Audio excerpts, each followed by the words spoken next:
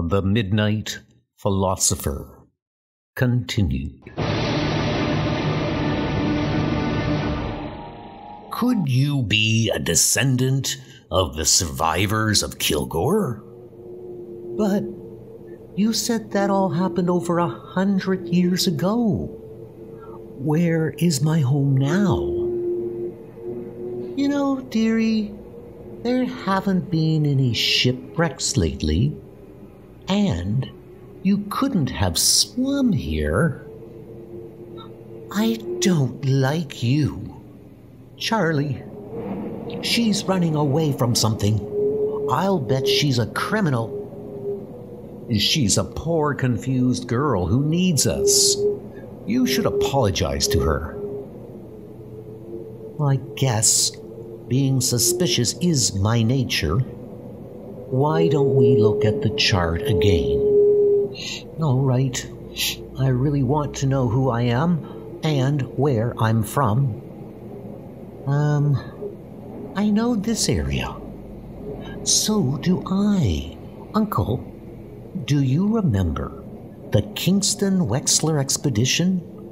The search for Atlantis. There once existed an island in the Atlantic Ocean which the Greek philosopher Plato described as a paradise, whose science and technology was far beyond his time.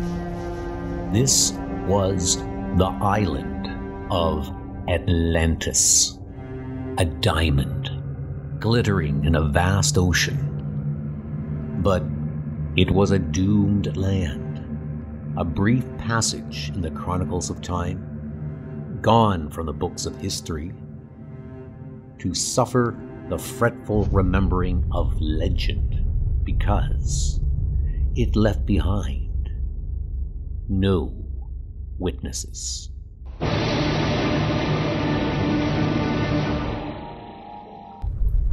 Folklore claims that an earthquake sent this Eden to its grave in the briny depths of the Atlantic.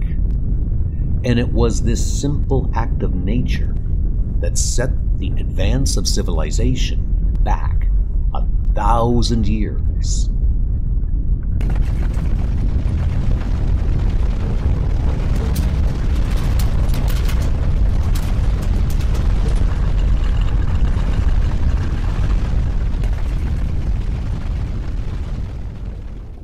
For centuries, it nestled itself in the deepest sector of that unexplored sea which bore its name. But gases from the bowels of the earth eventually found their way into the sleeping city, filling its empty rooms, making the city buoyant. Just above the ancient land, a group of oceanographers were preparing for a routine test dive. I'll take her down as far as she'll go, but watch out for signs of water seepage. Hey, you guys. The drinks are on me tonight. Oh, don't worry about tonight. Just take care of now. Tom. This is Larry aboard the sub. I'm down about 800 feet.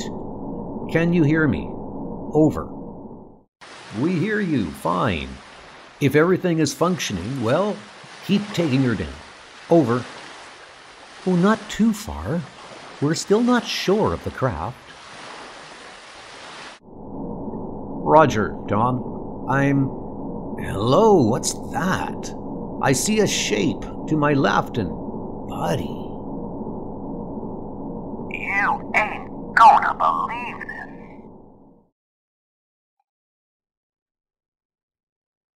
But Tom Kingston did believe Larry Renyard, because these were Larry's dying words.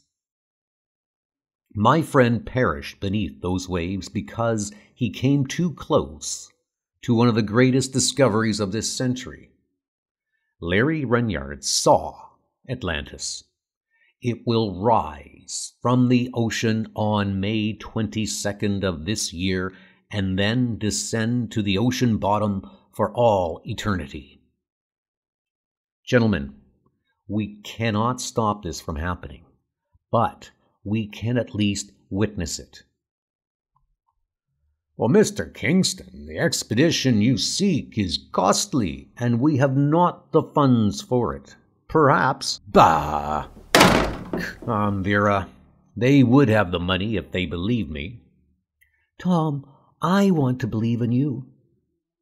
You didn't send Larry to his death because you were jealous of him and me, did you? Of course not. Mr. Kingston, you left the room before I was able to speak to you. I'm Kurt Wexler. I've heard of you.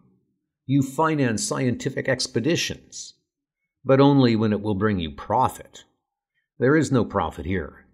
Fame, Kingston, brings prestige, and that brings power. Do you want my finances or not? Well, if you were the devil himself, I'd take your money. We have a deal. Good. You must dine with me aboard my yacht tonight. I insist. Tom, could we? Oh, you go ahead. I have too many preparations to make. I gave you leave to go with me. All right, Mr. Wexler. Please, call me Kurt. Wexler had a reputation with money and with women, and both reputations were bad. You have a beautiful yacht, Kurt. Oh, thank you, Vera. But I prefer your beauty. Oh, you shouldn't say things like that to me. I am a married woman. You are a neglected woman. If you were my wife, I would give you all my attention. It's true that Tom ignores me, but please don't take advantage of my feelings. I'm a hard, cold man, Vera, but not with you. Vera knew what a wolf and a fraud Kurt was, but it didn't matter. She had neither the strength nor the desire to resist him.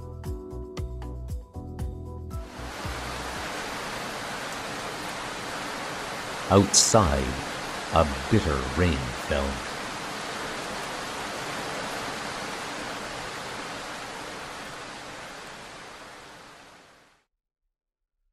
The equipment was bought, and on the morning of the 22nd of May, a boat loaded with cameras, measuring devices, and recording instruments set out to find Atlantis. No, Wexler, 10 degrees north. Keep us on course. Sorry, Kingston, but a sailor I'm not. You've been very quiet. At first I thought it was because you were preoccupied with the expedition. But it's something else, isn't it? Leave me alone, Vera. Very well. If that's the way you want it. Hello, Vera. We should be near the spot where you last heard from Runyard. Kurt, I've decided. I am leaving him. I can't take him anymore. You're plotting against me. Both of you. You'll pay for this treachery. You'll pay first, Kurt. Tom, don't. Put that gun. Vera. She's dead, you idiot. You've killed her. You're next, Wexler. The two men battle furiously in the water, wounding each other. Although only a little blood is spilt, it is enough to attract sharks. The vicious sea killers take only a few minutes to dine, for they must make way for